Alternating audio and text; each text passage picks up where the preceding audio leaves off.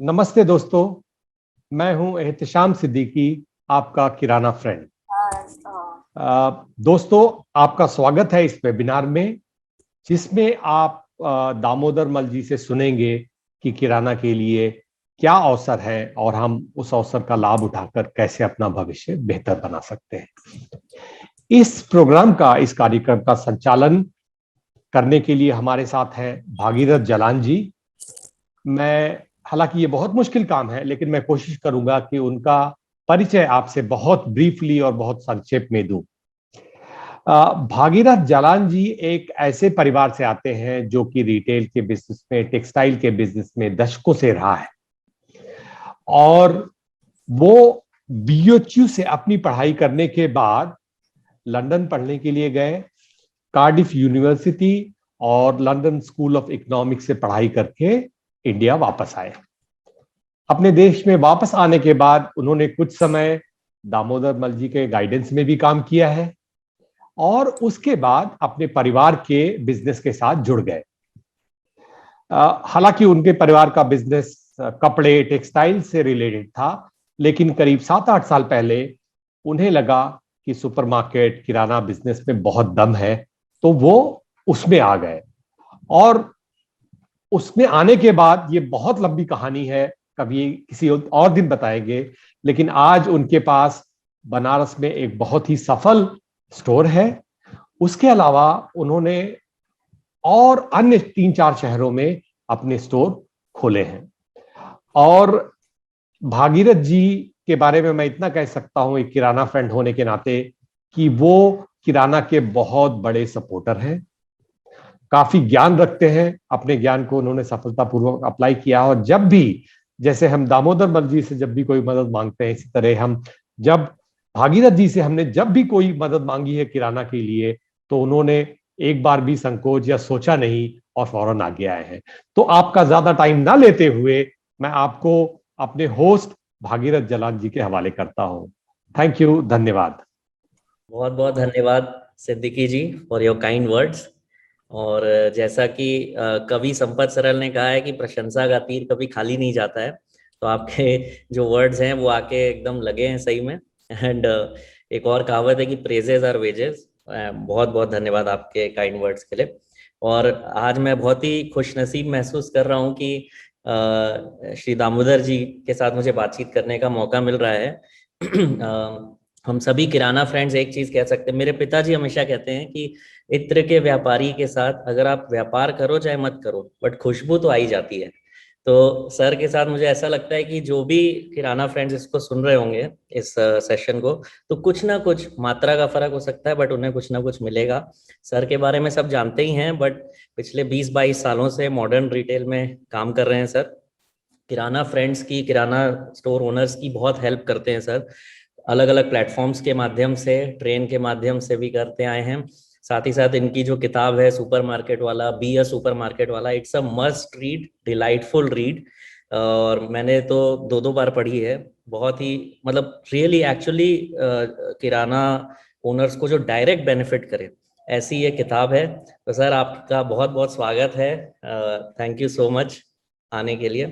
नमस्ते। नमस्ते भागीरथ, और बहुत खुशी हुई यहाँ पे सबके साथ में आपके साथ बातचीत करते हुए। Thank you sir. तो सर सीधे शुरुआत करते हैं। तो मैं पढ़ रहा था एक किताब में कि दुनिया बहुत तेजी से बदल रही है और हर फील्ड में बदल रही है। और ऐसा कहते हैं कि आज से 20 साल पहले जितनी इंफॉर्मेशन, मतलब आज के दिन एक आम आदमी के हाथ में जितनी इंफॉर्मेशन है उसके फोन पे, उसके लैपटॉप पे, उतनी आज से 20-22 साल पहले अमेरिका के राष्ट्रपति के पास भी इतनी इंफॉर्मेशन नहीं होती थी। तो दुनिया बहुत ही तेजी से बदल रही है। अगला 5 साल 10 साल भी बहुत तेजी से बदलाव आने वाले हैं। तो सर आपका इसमें तो चूंकि बदलाव सब फील्ड्स में आ रहा है, तो डेफिनेटली हम देख रहे हैं व्यापार में कि किराना के भी फील्ड में आ रहा है। तो सर इसके बारे में सर आप क्या कहना चाहेंगे? ये तो हमारे व्यापार की बात नहीं है भागीरथ, ये तो जिंदगी की बात है कि बदलाव बहुत तेजी से आ रहा है। और जो इन्फॉर्मेशन का आपने एग्जांपल दिया, एकदम एकदम एकदम सही है। आज हमारे स्टोर में एक स्टोर एसोसिएट होते हैं, हमारे स्टाफ होते हैं, उनकी जेब में जितना प्रोसेसिंग पावर है, जब हमने रिटेल शुरू किया था वो पूरे स्टोर के सर्वर में नहीं होता था। तो ये तो है। बट चलो इस बात को घर पे लेके आते हैं। तो इसका मतलब ये भी है कि आपका पुश्तैनी किराने का बिजनेस है, तो आपने जो पॉइंट बताया उसका मतलब ये भी है कि जितनी इंफॉर्मेशन पावर आपके चाचा जी या पिताजी के पास जब वो इस बिजनेस को संभालते थे उनके पास थी, उससे कई गुना इंफॉर्मेशन पावर आपके पास है आज।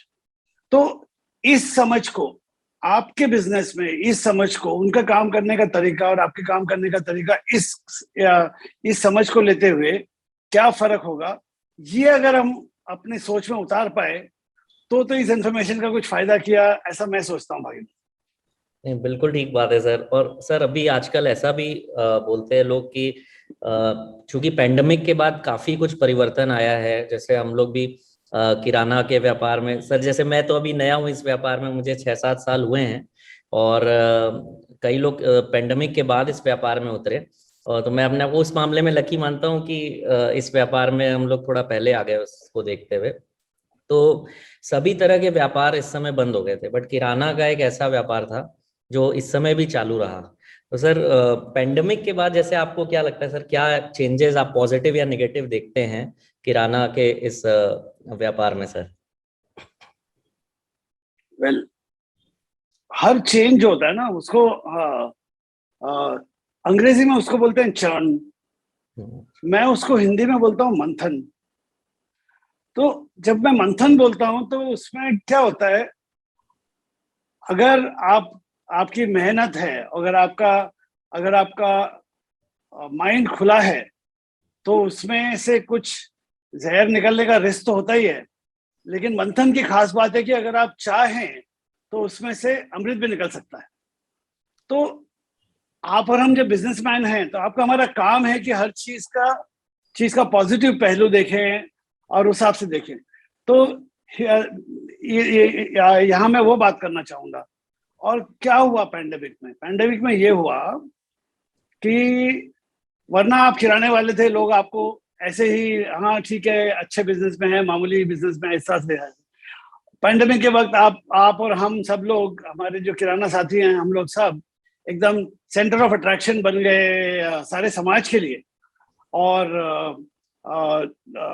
हमने पता नहीं, सब लोग तकलीफ में थे, बट हम लोगों ने सबने मिलके पता नहीं कितने करोड़ों घर में ये सुनिश्चित किया अपने काम से, अपने प्रोफेशन से, कि किसी का चूल्हा बंद ना हो। तो सडनली हमारे काम को वो आयाम मिला ड्यूरिंग पेंडेमिक। वो तो समझ की बात है, वो तो रोल इन लाइफ की बात है। अब धंधे की बात करते हैं। तो हम किस बिजनेस में हैं?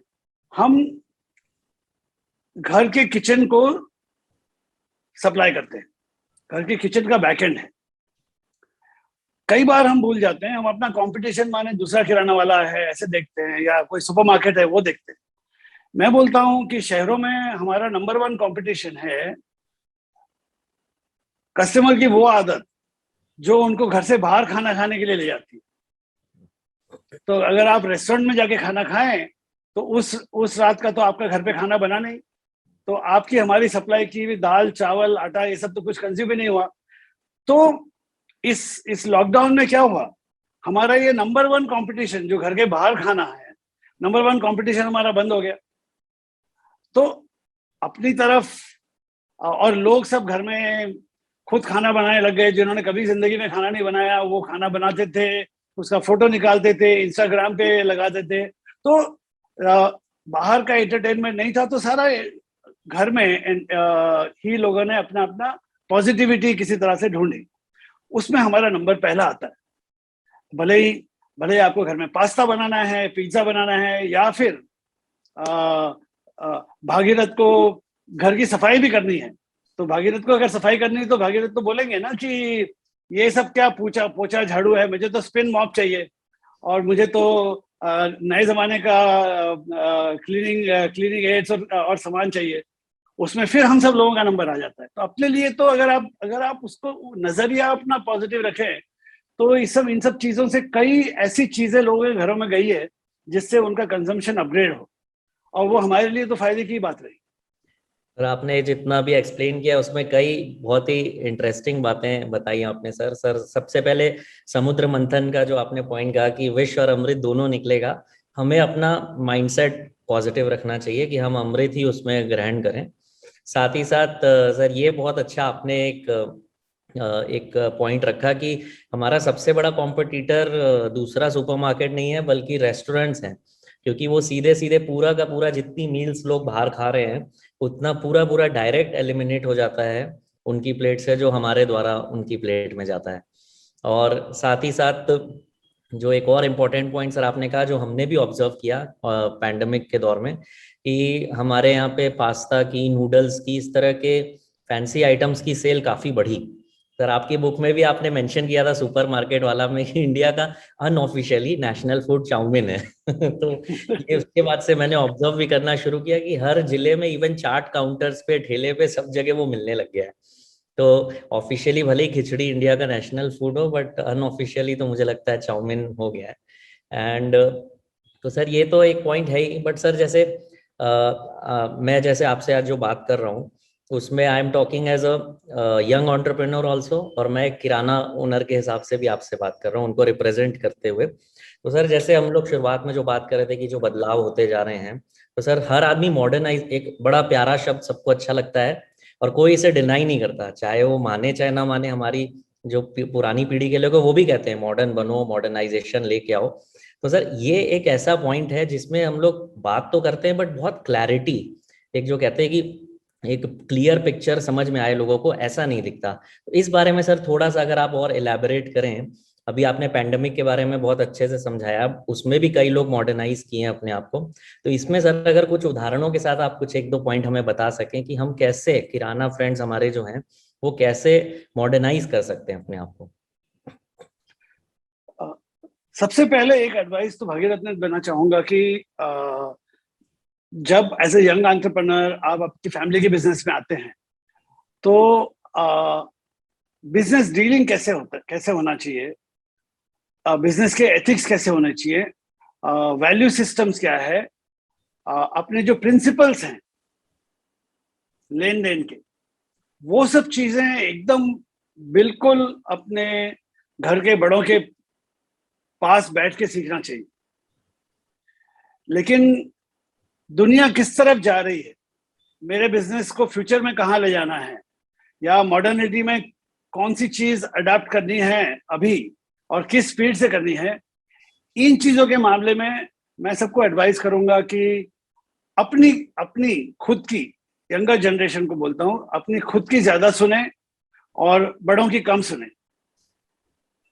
ऐसा नहीं कि बड़े बड़े आपका अच्छा नहीं चाहते, लेकिन उनकी हिस्ट्री, उन्होंने जिस तरह से काम किया हुआ है वो रास्ते में आता है कि कंजर्वेटिव होना। लोग तो बात करते हैं ना कि भाई आप किराना में आपने काउंटर लगाया है और काउंटर हटा दोगे और सेल्फ सर्विस में ले जाओगे तो सारा माल चोरी हो जाएगा, ये बोलते हैं ना। तो ये तो जो लोग आज की दुनिया समझते हैं, जो ये समझते हैं कि नहीं, कस्टमर के पास आज पैसे हैं और जितना आप लेडी कस्टमर और उसकी शॉपिंग के बीच में से शॉपकीपर को हटाओगे, जितना आप सेल्फ सर्विस की तरफ जाओगे उतना उसका शॉपिंग बढ़ेगा। तो ये आज की समझ है। जिन्होंने दुकानें 30 साल पहले चलाई हैं उनकी समझ अलग है। तो उस वक्त शॉर्टेजेस होते थे, उस वक्त सामान में ब्लैक मार्केटिंग होता था, अब तो वो सब कुछ नहीं है। तो आज की सोच कि सेल्फ सर्विस करने से कम अच्छा और कुछ नहीं तो बिस्किट, नमकीन, चिप्स वाला सेक्शन सेल्फ सर्विस करने से सेल बढ़ता है, ये आपकी आज की सोच है। तो उसमें अपनी सुनिए ज्यादा, ये मैं कहूँगा कि और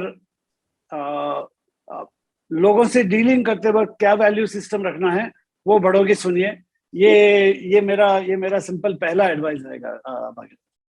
सर बहुत अच्छे से आपने सर समझाया है और बिल्कुल कैसे डील करना है। ये जो एक सामंजस्य बिठाने की बात आपने कही है कि दोनों पीढ़ी की अच्छी बातें लेके आगे बढ़ें, पूरी तरह से किसी को भी डिस्कार्ड ना करें, कि पुरानी पीढ़ी से एकदम कट ऑफ करके भी ना रखें, उनके साथ वैल्यूज को सीखना, dealing with people, people management, ये चीजें उनसे सीखें।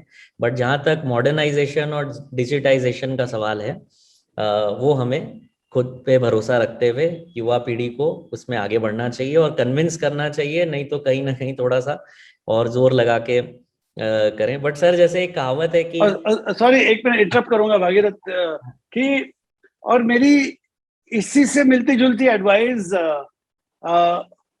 आपके सीनियर से है, या जो लोग सीनियर से मेरी तरह से हैं, उनको भी एडवाइस ये है कि आज की जिंदगी देखते हुए, आज की मॉडर्निटी देखते हुए अपने लिमिटेशंस को समझें। और दूसरी बात है कि दो लोग, आपका यंग कस्टमर और आपके अपने फैमिली के यंग मेंबर्स, दोनों चाहते हैं कि मॉडर्निटी, इस शॉपिंग में मॉडर्निटी आए। और आप तो चाहते हैं कि आप एज अ सीनियर आप चाहते हैं कि ये दोनों लोग आपकी दुकान में इंटरेस्टेड रहें, न यंग कस्टमर्स भी इंटरेस्टेड रहें आपकी दुकान में, और आपके बेटा या बेटी भी आपके इंटरेस्टेड रहें आपकी दुकान में। तो अगर इन दोनों को इंटरेस्ट रखना है और आपकी दुकान फले फूल ऐसा आपको लगना है, तो थोड़ा 2 स्टेप्स पीछे हो जाना भी अकलमंदी और मैच्योरिटी की बात है, ऐसा मैं कहूँगा। क्या बात है, बहुत बहुत ही अच्छा सर पॉइंट। मुझे पूरा विश्वास है कि युवा पीढ़ी भी अगर ये सेशन सुन रही हो, और अगर युवा जो अग्रज है हमारे, अगर वो भी इसे सुन रहे हो, दोनों जन इसे सुन के इससे अगर इम्प्लीमेंट करें तो बहुत अच्छा एक सामंजस्य बैठ सकता है। सर इसी में मैं कंटिन्यूएशन में एक पॉइंट आपसे पूछना चाहता हूँ। आजकल जैसे कि मैं एक बी सिटी से बिलोंग करता हूँ, तो छोटे शहरों में जो युवा उद्यमी हैं, बहुत सारे जो किराना के फील्ड से बिलोंग करते हैं, वो प्रेफर करते हैं कि मुझे बॉम्बे या बैंगलोर या दिल्ली में जॉब मिल जाए और मैं ये किराने की दुकान पे नहीं बैठना चाहता। उनको वो अपील नहीं आती, जो कहते हैं ना, एक किक नहीं मिलता है। मान लीजिए उनकी इनकम शायद 1/3 या 1/4 हो, अगर वो उस दुकान से हो सकता है 1.5-2 लाख रुपए महीने कमा सकते हैं, 3 लाख रुपए महीने एक दुकान से कमा सकते हैं, पर वो 25 से 50 हजार की जॉब में बड़े शहर में जाने को तैयार रहते हैं। तो ऐसा क्या किया जाए कि युवा पीढ़ी अट्रैक्ट होकर के अपने व्यापार की तरफ आए वापस? आई थिंक ये अच्छी बात है कि आज से 15 साल पहले के मुकाबले आज युवा पीढ़ी के पास, जो लोग पढ़ लिख लिए हैं, उनके पास चॉइस है ये डिसाइड करने के लिए, और पॉजिटिव चॉइसेस होना हमेशा अच्छा होता है।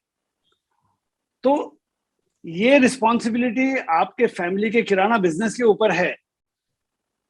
जैसे कंपनी होती है ना, कंपनी के ऊपर रिस्पॉन्सिबिलिटी होती है कि आप पढ़ लिख के आए हो तो आपको अट्रैक्ट कैसे करें।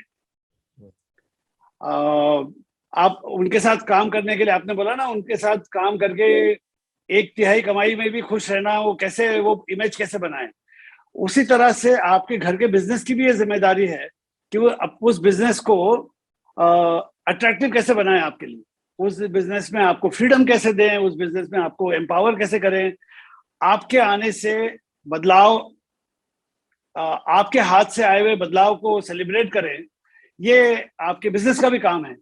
तो ये तो बिल्कुल मानना चाहिए कि आज नई पीढ़ी के लिए कंपटीशन है। दुकानदार का बेटा दुकानदार होना पहले पक्का माना जाता था, अब वो चॉइस से बनेगा दुकानदार, क्योंकि अब इस कंपटीशन के दौर में दुकान अपने आप तो चलने वाली नहीं है, वो दिन लद गए। अब तो अगर जो उस बिजनेस का इंचार्ज है, उसमें पैशन है, उसमें हुनर है, उसने सीखा है, तो वो बिजनेस सक्सेसफुल होगा। सो अगर नई पीढ़ी को आपको उसमें रखना है, तो अपने बिजनेस को उस तरह से तैयार करना होगा। ये मैं बोलूँगा। मैं न्यू यंग पढ़े लिखे सन्स और डॉटर्स को तो नहीं एडवाइस करूंगा। उनके पास तो अच्छा, उनके तो दोनों हाथ में लड्डू हैं, जैसे बोलते हैं कि उनके पास ऑप्शंस हैं। बट अपना काम तो अपना काम होता है। अगर अपने काम में आपको आपकी फैमिली कन्विंस करे कि नहीं, आपको फ्रीडम मिलेगा और आपके जो पसंदीदा लाइन है उस तरफ हम जाएंगे तो कोई उसमें दो राय नहीं है कि आप वहीं अपने टाउन में ही फ्लरिश करें। और एक बात तो है कि अगर अगर नेसेसिटीज का आपका बिजनेस है, किराना जैसे आइटम का आपका बिजनेस है, एक बात तो पक्की है कि इसमें कंजम्पशन और व्यापार तो बढ़ेगा ही बढ़ेगा। तो ये नहीं कि अगर आप कोयला बेच रहे हैं तो आपको लगेगा कि नहीं, लोगों ने कोयले की सीढ़ी में खाना पकाना बंद कर दिया तो वो शायद वो लाइन ही बंद हो जाएगी। वैसा इसमें कुछ नहीं है, ये तो बढ़ना ही है। अभी तो और अच्छे दिन आने वाले हैं, बिकॉज एक इनकम बढ़ती जाती है। तो उससे आज हम देखते हैं, मैं रिलायंस रिटेल में सुपरमार्केट चलाता हूँ, तो बी और सी टाउन में एक्चुअली रिस्पॉन्स, मॉडर्निटी का रिस्पॉन्स और उम्दा होता है। शहरों में तो ऐसे स्टोर्स कई सालों से आ गए हैं, बट कस्टमर को डेफिनेटली इंटरेस्ट है। और अगर आपके घर में बना बनाया बिजनेस है, रेडी है, तो अच्छा है कि किसी शहर में किसी बॉस को कन्विंस की जगह घर में अपने अपने अपने बड़ों को कन्विंस करें और अपने बिजनेस को ही मॉडर्नाइज करें, ऐसा मैं सोचता हूँ। सर आपकी बात से ये समझ में आ रहा है कि दोनों को ही इसमें एफर्ट करना होगा। और ज़्यादा मुझे लगता है कि पुरानी पीढ़ी को ज़्यादा इसलिए करना है कि उनके पास तो ऑप्शन नहीं है, बट युवा पीढ़ी के पास आज ऑप्शन है। और आपने एक बात बड़ी अच्छी कही कि अच्छी बात है कि ऑप्शन है। मतलब both both the things are right, nothing is wrong here, you have to choose between the right and the right. तो ये तो अच्छी बात है सर, ये पहलू अच्छा लगा आपका सर इसमें मुझे। और एक बड़ा इंपॉर्टेंट पॉइंट सर इसमें आपने जो बताया कि उनके द्वारा लाए हुए बदलाव को सेलिब्रेट करना, ये कितना, जैसे मैं अगर आपको सर अपने केस में बताऊं तो जब मैंने सुपरमार्केट के लिए चालू करने का निर्णय लिया, आपसे भी मैंने एक बार बात की उस विषय में, तो जब हमने वो चालू किया तो मेरे घर में सभी बड़े बहुत एक्साइटेड हुए जब उसका रिस्पांस अच्छा आया खुलते ही। तो मतलब बाकी सर हम लोग तो कपड़े के व्यापारी रहे शुरू से, बट किराना का व्यापार करने से ये समझ में आया कि एक ग्राहक जैसे कपड़े की दुकान में साल में 2 से 3 बार आता है, इसमें महीने में 1 बार आता है। तो एक इतना अच्छा रिलेशन स्टैब्लिश हुआ ग्राहक से, एक फिक्स तरह का पूरा ये व्यापार है, हर महीने लोग आते हैं खरीदारी करने। तो इसको फिर मैं ये कह सकता हूँ जो आपने कहा बदलाव को सेलिब्रेट करना, तो वो चीज होने से एक नई पीढ़ी को मोटिवेशन मिलता है और वो लोग और लग करके इस काम को बिना हाफ हार्टेड हुए करते हैं। तो सर जैसे आपने मॉडर्नाइजेशन के बारे में जो चीजें बताई, तो जैसे आप आज अभी भी हम लोग देखते हैं कई किराना ओनर्स हैं, सेल्फ सर्विस के बारे में आपने जरूर बताया सर कि उसमें मॉडर्नाइजेशन की जरूरत है, कई लोग किए भी हैं। टेक्नोलॉजी की बात करें तो सर बहुत तरह, कई लोग कंप्यूटराइजेशन नहीं करते, करते भी हैं तो खाली बिलिंग के लिए करते हैं, सॉफ्टवेयर की तरह उसको इन्वेंट्री मैनेजमेंट में यूज नहीं करते हैं। कई लोग पेमेंट सिस्टम में कई लोग आजकल कार्ड यूज करते हैं, बट यूपीआई सिस्टम अभी भी इंट्रोड्यूस नहीं किया है, सोडेक्सो नहीं किया लोगों ने, बहुत तरह की चीजें जो रोज एड ऑन हो रही हैं चीजें। तो इस विषय में सर आपका क्या कहना है कि एक बेसिक लेवल तक तो लोगों ने मॉडर्नाइज या डिजिटाइज किया है अपने को, जिसके बिना आप चल नहीं सकता, बट जो प्रोएक्टिव अप्रोच है वो अभी भी देखने को कम मिलता है सर। नहीं, तो उसके लिए मैं एक सिंपल नुस्खा देता हूँ कि भले फिजिकल मॉडर्नाइजेशन हो, जैसे सेल्फ सर्विस करना या दुकान को पार्टली सेल्फ सर्विस करना, या डिजिटल मॉडर्नाइजेशन हो कि जैसे पेमेंट मोड में कस्टमर को ये बताना कि यहाँ पे हर तरह से पेमेंट लिया जाता है। आपको तो बिजनेस में एक ही सवाल पूछना है, क्या इससे मेरी बिक्री बढ़ेगी और क्या नया कस्टमर जो यंगर कस्टमर है उसका रुझान मेरी दुकान की तरफ बढ़ेगा। अगर इन दो सवालों का जवाब शायद भी पॉजिटिव आ जाए तो ये काम तो आपको करना है, क्योंकि जब 100 रुपए का सेल होगा तो तभी तो 1.5 रुपए की कॉस्ट लगेगी, और 100 रुपए का सेल तो अपनी मार्जिन देके जाएगा। तो अगर आपको और ये सब प्रूवन है, ये सब स्टडीज अपने देश में भी हुई हैं कि जब कस्टमर को पता है कि यहाँ पे कैश के अलावा भी 6 और तरीके से पेमेंट हो सकता है, तो कस्टमर और मन खोल के शॉपिंग करता है। तो वो अगर ₹200 की चीज सोच के आया और ₹225 की चीज लेके गया अपनी दुकान से, तो उस सारे क्रेडिट कार्ड के पैसे तो आपको वो कस्टमर ही लौटा के गया। तो उस तरह से सोचना है कि क्या इससे स्पेशली यंगर कस्टमर का अट्रैक्शन मेरी तरफ बढ़ेगा या नहीं बढ़ेगा। और कस्टमर भी आज ये चाहता है कि वो ऐसे दुकानदारों से जुड़े जो टाइम के साथ चलते हैं। कई लोगों ने हमने डिस्कवर किया कि ये पैंडेमिक के वक्त हमने सब अपने अपने व्हाट्सएप नंबर दुकान के ऊपर लगा दिए, तो फटाफट उस पर ऑर्डर आना चालू हो गया, क्योंकि कस्टमर चाहता है कि ये नई दुनिया के साथ मेरा ट्रस्टेड दुकानदार और दुकानें भी जुड़े।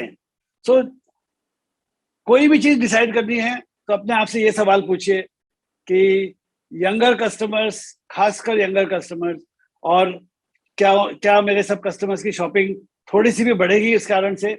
अगर उसका जवाब हाँ आता है तो मेरे हिसाब से करना चाहिए।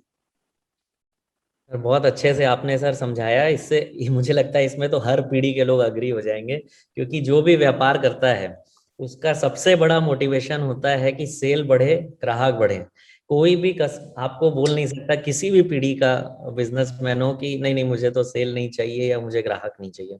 तो ये तो एक अच्छा पॉइंट है। नहीं नहीं भागीरथ, मैंने सुना है, स्पेशली मेरी पीढ़ी के लोगों से मैंने सुना है कि इनकम क्या बढ़ाऊं, फिर तो टैक्स ज्यादा देना पड़ेगा। तो इससे ज्यादा इसको बोलते हैं ना, इससे ज्यादा कूप मंडूक वाली बात तो मैंने शायद ही कभी सुनी होगी सर। ये तो सही बात है सर, मैंने भी सर पहली बार सुना। तो कमाल। वो इंस्टिंक्ट बन जाता है, फिर आपके जैसे चार लोग भी उसी तरह से बात करते हैं तो आपकी सोच भी उस तरफ चली जाती है। क्या आपका एंटेना आने वाले कल की तरफ उसका सिग्नल ज्यादा कैच कर रहा है, नहीं कर रहा है, ये अपने आप को पूछते रहना चाहिए। अगर आपका एंटेना बीते हुए कल की तरफ ज्यादा सिग्नल पिकअप कर रहा है तो आपको थोड़ा ट्यूनिंग आपका बदलना पड़ेगा, ऐसी वाली बात। बिल्कुल। और सर एक और इम्पोर्टेंट पॉइंट जो आपने बताया कि भले ही हो सकता है यूपीआई लगाने से या प्लास्टिक पेमेंट लेने से कुछ कॉस्ट बढ़ती हो, हालांकि वो भी पिछले 10 साल में ड्रास्टिकली कम हो गई है बहुत, तो भी जितना उसकी वजह से कंजम्पशन बढ़ता है, जितनी सेल बढ़ती है, वो उसको कॉम्पनसेट कर देता है पूरी तरह से, बल्कि कुछ ज़्यादा ही आपको देता है। तो ये भी एक बड़ा इंपॉर्टेंट पॉइंट है। तो सर आपने फिजिकल मॉडर्नाइजेशन के बारे में बताया, डिजिटल के बारे में भी कुछ बताया, उसमें और भी बहुत कुछ है, हम लोग चर्चा करेंगे। सर सोर्सिंग एक बड़ा, जैसे हम लोग बिजनेस में जब, चाहे हम कपड़े का व्यापार करते थे, चाहे अभी किराना करते हैं, सब लोग ये कहते हैं नफा तो खरीदने में है, बेचने में नहीं है। अच्छा खरीदेंगे तो मिलेगा, नफा मिलेगा। तो उसमें सर जैसे एक बहुत बड़ा मैं चेंज देखता हूँ। आज कपड़े का हम लोग बाइंग करते थे तो हम लोग होलसेलर से या फिर डायरेक्ट मैन्युफैक्चरर से खरीदते थे। डिस्ट्रीब्यूटर से खरीदना कम, हमारे यहाँ उसमें भी है कल्चर, बट कम पसंद करते हैं रिटेलर्स। बट इसमें मैंने देखा किराना व्यापार में कि 90% से ज्यादा केस में डिस्ट्रीब्यूटर से ही एफएमसीजी का माल आता है, और कंपनी भी उसे इंकरेज करती है, और एक काइंड ऑफ ये मार्केट कल्चर है इसका।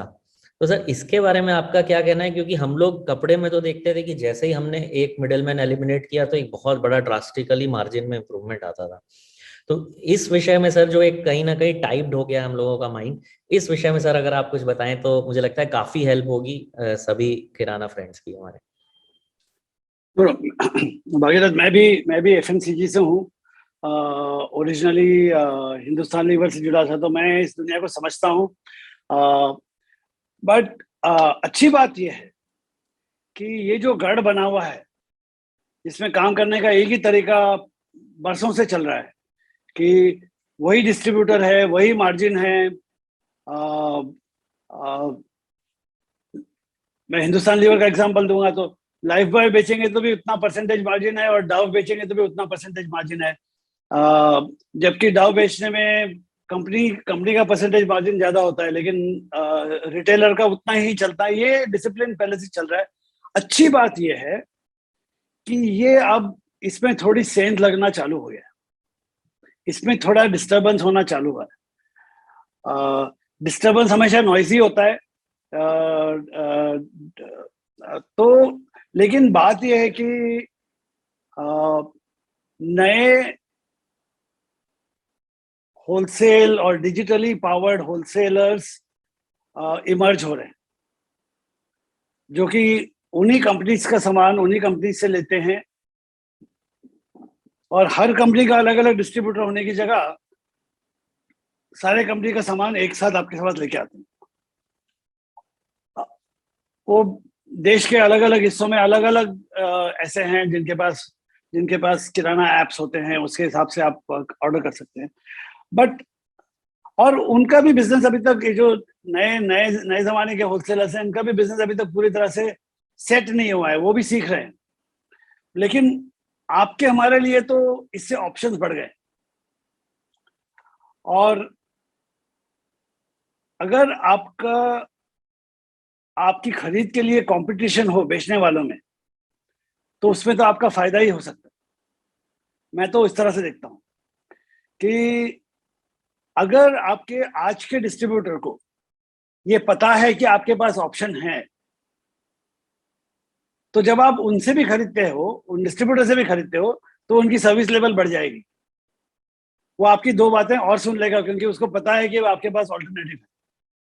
तो अगर मैं किराना की तरफ से देखूं तो ये अच्छा है, और ये एक सेट प्रैक्टिस जो बाजार में है, उसको ये डिस्टर्ब करता है, हमारे फेवर में डिस्टर्ब करता है। तो मैं हमेशा बोलूंगा कि कौन नए वाले होलसेलर में से कौन सक्सेसफुल होगा, उससे आपका मेरा क्या लेना देना, लेकिन ट्राई सबको करना चाहिए। और जितना आपको बेचने वालों में कंपटीशन हो, उतना अपने लिए तो अच्छा ही है। तो ये भी चेंज है, हर चेंज में डर भी लगता है कि मैं नए वाले होलसेलर से खरीद लूंगा तो मेरा डिस्ट्रीब्यूटर क्या कहेगा, उसका तो सेल्समैन मेरे पास हमेशा आता है, ये सब रहेगा। But that is part of every change. जब सुपरमार्केट्स आए और उन्होंने नए दूसरे डिस्ट्रीब्यूटर्स या कंपनी से डायरेक्ट खरीदना चालू किया, तब भी ये तकलीफ हुई थी। बट चेंज का ऊंट किस करवट बैठेगा, ये आगे जाके पता चलेगा। लेकिन आपको तो चेंज की तरफ ही जाना चाहिए, समझना चाहिए, ट्राई करते रहना चाहिए, उसमें से ही बेनिफिट अपने लिए ज्यादा इमर्ज होगा, ये मैं समझता हूँ। बिल्कुल सही कहा सर आपने कि अगर उधर कंपटीशन बढ़े बाइंग का, अगर आपका ऑप्शन ही नहीं, आपको फिक्स कर दिया कंपनी ने कि इसी डिस्ट्रीब्यूटर से आपको खरीदना है, तो कहीं ना कहीं credit period and extra discount, इन सब में हम लोग उनके कहीं ना कहीं मर्सी पे ही रहते हैं। ये बात एकदम सही है। जैसे क्योंकि मैं दोनों बिजनेस को सर देख रहा हूँ, कपड़े को भी और किराना को भी। इस मामले में किराना से अगर मैं कंपेयर करूँ तो कपड़े में बहुत फ्लेक्सिबिलिटी है। आप कहीं भी पूरे हिंदुस्तान से खरीद सकते हैं, कहीं किसी से भी, जहां आपको सस्ता मिले। ये एक बहुत बड़ा एडवांटेज। बट भागीरथ, मैं बताऊं कपड़े में रिस्क क्या है और किराना में फायदा क्या है। कपड़े में अगर आपने गलत माल खरीद लिया ना, तो अगले सीजन तक उसके ऊपर बैठना पड़ता है। किराना में माल और कैश दोनों को एकदम बहुत बहुत प्यार से, तो आपका बिजनेस बहुत साफ सुथरा चलता है, आपके स्टॉक टर्न्स बहुत ज्यादा आते हैं। तो एक्चुअली मैं बोलता हूं कि किराना बिजनेस में कई बार आपको सोचना चाहिए कि बेचने में ही ज्यादा फायदा है। बिल्कुल, आपने एकदम सही कहा सर। आपको कम मार्जिन में भी बेचें, लेकिन अगर अगर अगर आपके सप्लायर को पैसे देने से पहले आधा माल आपने बेच दिया, तो आपका तो बिना वर्किंग कैपिटल के बिजनेस चल रहा है। तो किराना बिजनेस में, और इसमें कभी भी ये नहीं होता, कपड़े के बिजनेस में ये होता है कि इस साल तो बहुत प्रॉफिट हुआ, तो प्रॉफिट कहाँ है, बैंक में? बोले नहीं, प्रॉफिट मेरे स्टॉक में है। किराना के बिजनेस में ये सब नहीं होता। अगर प्रॉफिट है तो बैंक में ही है। तो ये फर्क मैं समझता हूँ सर। ये आपने इतने अच्छे से इसको एक्सप्लेन किया है सर, क्योंकि लोग क्या है, देखिए ले मैन के फॉर्म में अगर देखते हैं तो सीधे ये बोलते हैं, अरे ये जैसे मैं आपको बताऊं, मेरे एक मित्र हैं कलकत्ता में, उनका बहुत ही अच्छा कपड़े का बड़ा बड़ा काम है। तो पेंडेमिक को देखते हुए उन्होंने बोला मुझे सुपरमार्केट चालू करना है, तो उन्होंने मुझे कॉल किया। तो जब मैंने उनको बताया सब, तो बोले मार्जिन क्या बैठता होगा? मैं बोला 13 से 15% मार्जिन का काम है। तो वो पूरा चर्चा करके बड़े प्रसन्न हुए। लास्ट में बोले कि और जीपी क्या लगाते हैं आप? तो मैंने बोला मैं जीपी बता रहा था आपको कि वो ग्रॉस ग्रॉस मार्जिन 13 से 15% है। वो सोच रहे थे कि नेट प्रॉफिट इतना आता होगा।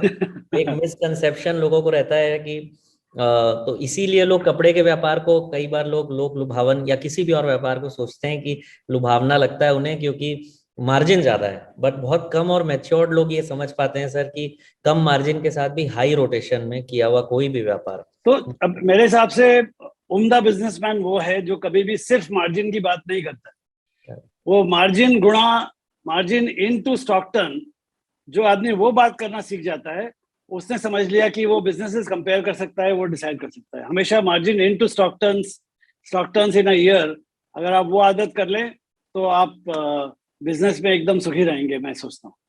तो सर जो मैंने स्टार्टिंग में कहा कि इत्र के व्यापारी से खुशबू आई जाती है, तो मुझे लगता है कि उसमें से एक पॉइंट ये पकड़ने लायक है आज बहुत बड़ा, कि केवल मार्जिन से आप अट्रैक्ट मत होइए, आपके पास क्या आया वो इम्पोर्टेंट है।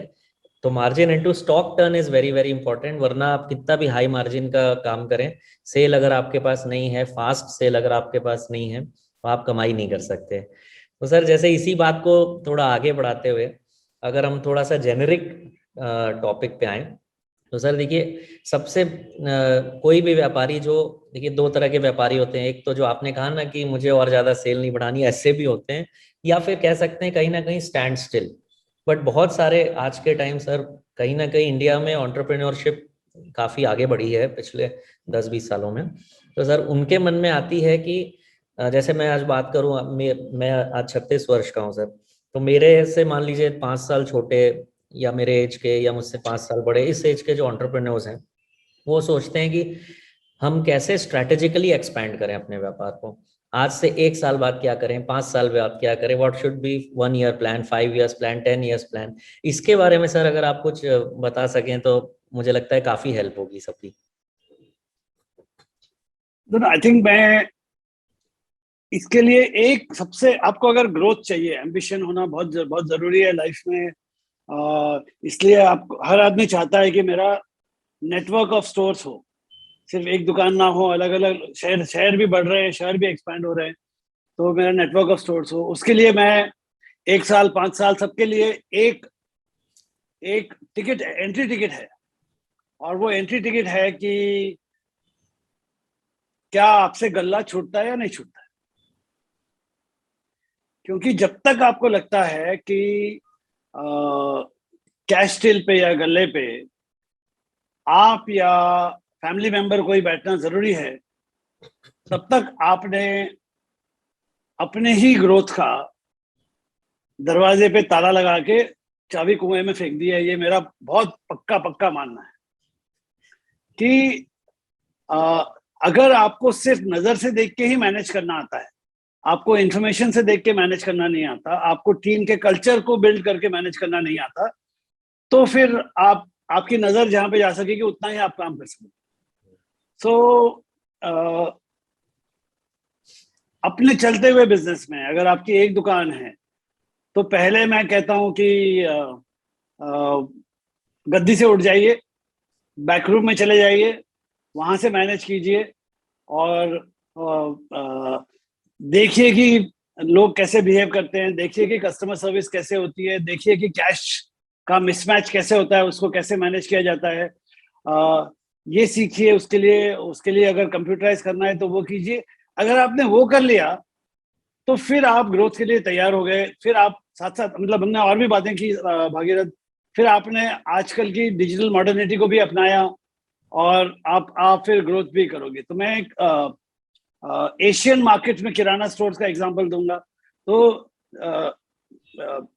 जापान, फिलीपींस, इंडोनेशिया, थाईलैंड, इन सब जो एशियन मार्केट्स हैं और इंडिया में भी, वहां पे इनकम्स बढ़ने के बाद भी, सारे मॉडर्न रिटेल बड़े सुपरमार्केट आने के बाद भी, कस्टमर छोटी दुकानें और नेबरहुड के स्टोर्स को ही प्रेफर करते हैं। लेकिन एक इंपॉर्टेंट बात है, वहां का एंटरप्रेन्योर मॉडल सबसे बड़ा ये है कि एक दुकानदार है, वो अपने और अपने मोहल्ले में और आसपास में 5 से 6 दुकानें चलाते हैं। आई थिंक वो आगे जाके अगर आप वैसा सीख लिए कि मेरे टाउन में अलग अलग जगह पे स्टोर आ गए, या बगल वाले टाउन में मैं चला गया, फिर उसमें कुछ फैमिली मेंबर्स इन्वॉल्व हो गए, अच्छा है, सोने पे सुहागा है। लेकिन फैमिली मेंबर नहीं है तो मुझे काम करना नहीं आता है, अगर जब तक वो है तब तक आपकी ग्रोथ की चाबी अटकी रहेगी। ये मेरा बहुत इम्पोर्टेंट मानना है। नहीं, बहुत बहुत अच्छा पॉइंट सर आपने बताया। और एक कहावत है सर इंग्लिश में कि generals fight the battle from AC chambers. तो आपने जो कहा ना कि वो बाहर मैदान से आपको छोड़ के इस अगर आगे बढ़ना है तो आपको पीछे बैक ऑफिस में आना होगा, अपने एसी चैम्बर में आना होगा। और सर ये इससे मैं इसलिए भी अग्री करता हूँ कि हम लोगों ने भी अपने यहाँ व्यापार में ये देखा। मेरे पिताजी ने इसको शुरू किया था, बाद में फिर उसको थोड़ा और आगे बढ़ाते हुए हम लोग जो फ्रंट टेबल्स भी रखते थे, हर फ्लोर से हमने सिटिंग ही हटा दी धीरे धीरे अपने सभी स्टोर से, कि कस्टमर मॉडर्न रिटेल को देखते हुए, और कोई उससे हमें फर्क, वरना पहले एक माइंडसेट था कि वहाँ सामने बैठना जरूरी है किसी फैमिली मेंबर को और ये चीजें। तो मैं आपसे सर 100% इसमें, चूंकि मैं खुद इसको मैंने देखा है, हम लोगों ने फील किया है कि बैक ऑफिस से अगर आप मैनेज करेंगे तो आप ज्यादा काम कर सकते हैं, ज्यादा बढ़ा सकते हैं काम को। और सर एक जो मन में लोगों के डर होता है, जैसे जब हम लोग पहली बार वाराणसी के बाहर स्टोर खोल रहे थे तो मुझे भी डर था, हालांकि मैं बहुत ओपन माइंडसेट का रहा हूँ शुरू से, बट मुझे भी डर था कि पता नहीं वो कैसे चलाएंगे उस स्टोर को, वहां पे भरोसा करना होगा किसी पे। बट अभी 3 स्टोर हमारे वाराणसी के बाहर हो गए और अब ये कॉन्फिडेंस आ गया कि हम लोग अगर अलर्ट रहेंगे और सब नॉर्म्स का पालन करेंगे जो भी है, तो हम लोग इस काम को कर सकते हैं सर। सर एक बड़ा इंपॉर्टेंट पॉइंट आजकल आता है सबके दिमाग में कि चूंकि अपॉर्चुनिटी बहुत है, आज हम लोग का जो टॉपिक है वो भी किराना में अपॉर्चुनिटी के ऊपर है, तो इतनी अपॉर्चुनिटी लोगों को मिल रही है, लोगों के अंदर जोश भी है, यंगस्टर्स के अंदर आगे भी बढ़ना चाहते हैं, बट जो कहते हैं ना कि सारे इंग्रेडिएंट्स हैं बट कहीं ना कहीं कुक नहीं करना आ रहा है, बनाने नहीं आ रहा है लोगों को, वो स्किल, वो हुनर, वो ज्ञान वो कैसे प्राप्त करें, राइट। जो कि अब तो कुछ रिटेल पे कोर्सेज भी आ गए हैं, जैसे जब मैं पढ़ता था तो रिटेल पे हार्डली कोई कोर्स भी हुआ करते थे। तो इन चीजों को ही अगर बात करें सर, तो राइट हुनर, राइट ज्ञान कैसे लोगों को मिले, कैसे वो सही जगह जा सकते हैं सीखने के लिए, अगर हम किराना की बात करें तो युवा उसमें क्या करें सर? तो हर काम में, सिर्फ किराना बिजनेस में नहीं, हर काम में अब नॉलेज की तो जरूरत है। और बदलाव इतने तेज आते हैं कि आप, मैं खुद सीख लूंगा काम करते करते, और या एक चीज जो मैंने सीखी है वो अब मुझे 20 साल काम आ जाएगी, वो जमाने चले गए। तो एक एक बहुत अच्छी और उम्दा चीज है हमारे बिजनेस कम्युनिटी में, पहले मैं उसकी बात करना चाहूँ। वो है जिसको अंग्रेजी में बोलते हैं अप्रेंटिसशिप कल्चर। हिंदी में बोलूं तो अगर कोई लड़का है जिन्होंने कॉलेज पूरा किया और बिजनेस में, घर के बिजनेस में आना है, तो हमारे यहाँ एक स्टैंडर्ड प्रैक्टिस है कि चाचा जी जिनकी दुकान दूसरे शहर में है, चाचा जी को फोन जाता है और उनको बोला जाता है कि 6 महीने के लिए भेज रहा हूँ, खूब डट के काम करवाना। और वो जो 6 महीने होते हैं जो आप चाचा जी की दुकान में काम करते हो, या अपने खुद की घर की दुकान में भी जब आप एकदम बेसिक से लेके काम करते हो, ये एक बहुत उम्दा तरीका है कोई भी काम को सीखने का। तो वो एडवांटेज लेना चाहिए। बट पहले ये होता था कि चाचा जी की दुकान में 6 महीने आप काम करके आ गए, उसके बाद 20 साल आप 25 साल आप अपनी दुकान बड़े आराम से चला सकते थे। अब वो चीज नहीं रही। अब वो लर्निंग तो आना है। लर्निंग तरीके बदल गए लर्निंग के। जैसे जैसे भागीरथ आपने बताया कि अब ये कंटेंट अवेलेबल है, ये सीखना चाहिए, कभी कोर्सेज भी होते हैं, या आजकल ये अलग अलग प्लेटफॉर्म्स आ गए हैं। जैसे ये किराना फ्रेंड्स प्लेटफॉर्म है, लर्निंग आपको सब, और जैसे कहते हैं ना कि हर चीज के लिए खुद को ठोकर खाना जरूरी नहीं है, औरों की ठोकर से भी सीख सकते हैं आप। तो ये किराना फ्रेंड जैसा प्लेटफॉर्म है, ये ऐप होते हैं, इसमें छोटी छोटी सीखने लायक बातें डिस्टिल करके दी जाती हैं। जैसे वो बन जाओ सुपरमार्केट वाला जो मेरी बुक है, उसको ये किराना फ्रेंड्स ऐप वालों ने, उनकी टीम ने मिलके उसके 45 अलग अलग वीडियो लेसन बना दिए, छोटे छोटे 2-2, 3-3 मिनट के। तो बहुत इजी टू एब्जॉर्ब हो जाता है। दूसरी बात यह है कि ये जो प्लेटफॉर्म्स हैं, नए जमाने के प्लेटफॉर्म्स हैं, तो इस पे नेटवर्किंग भी होता है, पीयर टू पीयर लर्निंग भी होता है।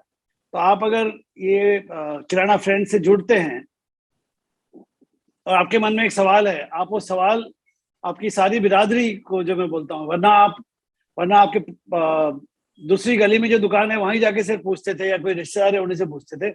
अब आप 200 लोग जो देश भर में हैं उनसे ये सवाल आपका पूछ सकते हैं, और उनके एक्सपीरियंस से, उनका ओपिनियन से भी आप सीख सकते हैं। So learning from books, learning from new platforms of knowledge, and learning from peer group on platforms like Kirana Friends, ये आजकल के नॉलेज के सोर्सेस हैं भागीरथ मेहता।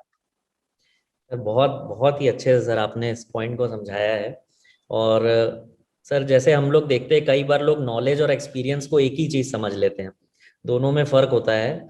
और कहावत है सर कि only knowledge is capital, all else is money. तो ये बात एकदम आपकी बात से पूरी तरह चरितार्थ होती है। और आपने एक पॉइंट बड़ा अच्छा कहा कि खुद ठोकर खा के सीखना जरूरी नहीं है। तो एक इसमें भी सर एक थोड़ी सी रूड कहावत है इंग्लिश में कि fools learn from their own mistakes but wise people learn from other people's mistakes. तो इतना समय अब नहीं है, चूंकि दुनिया इतनी फास्ट बदल रही है कि सारी गलतियां हम खुद करके ही सीखें। ये बहुत इंपॉर्टेंट पॉइंट है सर।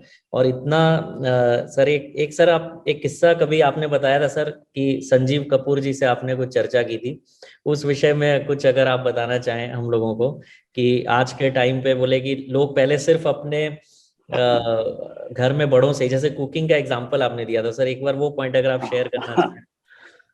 या नॉलेज के आयाम बदल गए, और वो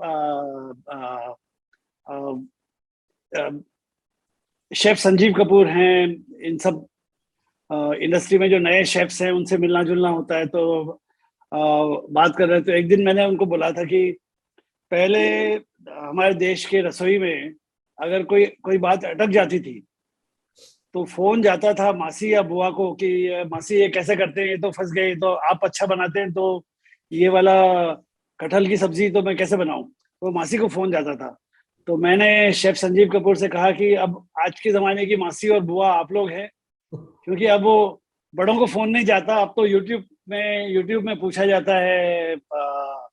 तो ये नॉलेज एक्सेस का तरीके बदल गए। तो उसी तरह से जैसे मैंने बताया कि अब ये चीजें अवेलेबल हैं। पहले सिर्फ किताबें होती थी, अब तो ये वीडियो में भी आ गए हैं। तो ये नॉलेज अवेलेबल है, वहां से सीखना है, ज्ञानी लोगों से सीखना है, एक दूसरे से सीखना है। बस नए तरीकों को अपनाना है। अब पहले ये होता था कि भाई ये यहाँ अटक गया तो किससे पूछूं। अब उस सवाल का मतलब सारी दुनिया में पर्सनल लेवल पे उसका तो एक ही जवाब होता है, किससे पूछूं का जवाब होता है गूगल से पूछिए। और आपके अपने फील्ड में ये स्पेशलिस्ट प्लेटफॉर्म्स हैं, जैसे मैंने बात किया वो, या और भी जगह से औरों की लर्निंग, औरों की डिजिटल कंटेंट से भी हम सीख सकते हैं। फाइनली अपनाना अपने बिजनेस में क्या है वो तो खुद को डिसाइड करना पड़ता है, लेकिन ज्ञान के सोर्सेस अब बहुत फ्रीली अवेलेबल होते हैं, ये मैं समझता हूँ। सर बहुत ही अच्छे से सर आपने एक्सप्लेन किया सारी चीज़ों को। और इसमें कई पार्ट्स में आपने बताया कि लर्निंग सिर्फ कोई एक सोर्स से नहीं आ सकती है। रीडिंग जो कि पुराना माध्यम भी रहा है, बट रीडिंग के भी कई प्लेटफॉर्म्स हो गए हैं कि आप डिजिटली भी रीड कर सकते हैं। ट्रैवलिंग है, पीयर ग्रुप के बारे में सर आपने कहा, मुझे भी सर ऐसा बहुत फील होता है कि it's very very important to have the right peer group. ऐसा सर मैंने कहीं पढ़ा था, अभी मुझे याद नहीं कहाँ पे, कि जिन 7 लोगों से आपका सबसे ज्यादा इंटरेक्शन होता है, आपकी काफी कुछ आपका ब्रेन उनके तरह हो जाता है। तो सही राइट 7 लोगों से आप लगातार इंटरेक्ट करते रहें। और पीयर ग्रुप का बहुत बड़ा रोल है सर। जैसे किराना फ्रेंड, ये जो अपना ऐप है, इसमें भी ट्रेन के माध्यम से और भी जो चीजें हों, जो बुक है जैसे मैं आज बी अ सुपरमार्केट वाला, ये सारी चीजें डायरेक्ट आपको स्पेसिफिक नॉलेज देती है। एक तो सर जेनेरिक होता है बट कुछ स्पेसिफिक। और आपने जो संजीव कपूर जी वाला बताया वो स्टोरी मुझे बहुत पसंद है। उसका कारण है कि जैसे आज के टाइम आपने जैसे उन्हें कहा कि आज की बुआ और आज की मौसी आप हैं, तो सर वैसे ही मुझे सर ऐसा लगता है कि मेंटर होना भी बहुत जरूरी है लाइफ में। तो आज के अगर हम इस मॉडर्न एरा के गुरु बोले तो सर जैसे आज ये ट्रेन प्लेटफॉर्म है, कोई अच्छी बुक है, या आपके जैसा कोई मेंटर हो, या नागेश जी जैसा कोई मेंटर हो, कोई भी फील्ड के अच्छे कोई मेंटर हो, उनसे सीखना भी बहुत फायदेमंद रहता है। और मैं सभी यंगस्टर्स से, सभी लोगों से, किराना फ्रेंड्स से यही बोलूंगा कि हम लोग, कबीर दास जी ने कहा है कि गुरु बिनु कौन बतावे बाट, बाट माने रास्ता। तो रास्ता के लिए, और गुरु से यहाँ स्पेसिफिक पर्सन ही नहीं है, कई माध्यम है हर तरीके, जैसे सर ने कहा गूगल भी गुरु है, और सच में है भी आज के टाइम। तो उनसे हमें सीखना चाहिए। और सर जितना आपसे अब जितनी चर्चा हुई अब अभी पिछले 1 घंटे में, उसमें मैं एक ही बात बोलना चाहूंगा सर, कि हमारे शास्त्रों में लिखा है कि जब जो तोता होता है वो जब अमरूद खाता है तो उसमें वो बीज को गिराता भी रहता है साथ साथ उसके। तो जो चूहे होते हैं वो नीचे जाके उस बीज को कलेक्ट करते हैं और उससे उनका पेट भर जाता है। तो सर आपके जैसे जो आज के टाइम मेंटर हैं, गुरु हैं, अगर वो कुछ भी अपना एक्सपीरियंस, इतना जो इतने सालों का नॉलेज और एक्सपीरियंस है, वो जब शेयर करते हैं इस तरह के प्लेटफॉर्म्स पे, तो हम लोगों को, हमारे टाइप के लोगों को ये फायदा होता है कि हम उन यंगस्टर्स उसमें से कुछ भी पिक करें तो हमें डायरेक्ट उससे लाभ मिलता है। तो आपसे चर्चा करके सर मुझे तो यही अनुभव हो रहा है, मुझे ऐसा लगता है कि और भी लोगों को यही अनुभव हो रहा होगा। तो सर आपको बहुत बहुत धन्यवाद, सभी ऑडियंस की तरफ से, सभी स्टूडेंट्स की तरफ से, सभी किराना फ्रेंड्स की तरफ से। बहुत ही मेरे लिए एक कहूँगा कि एक सुखद और एक लाइफ टाइम एक मेमोरी अनुभव है ये आपसे इंटरेक्ट करने का। सर बहुत बहुत धन्यवाद sir, thank you. Thank you Bhagirath, thank you everyone.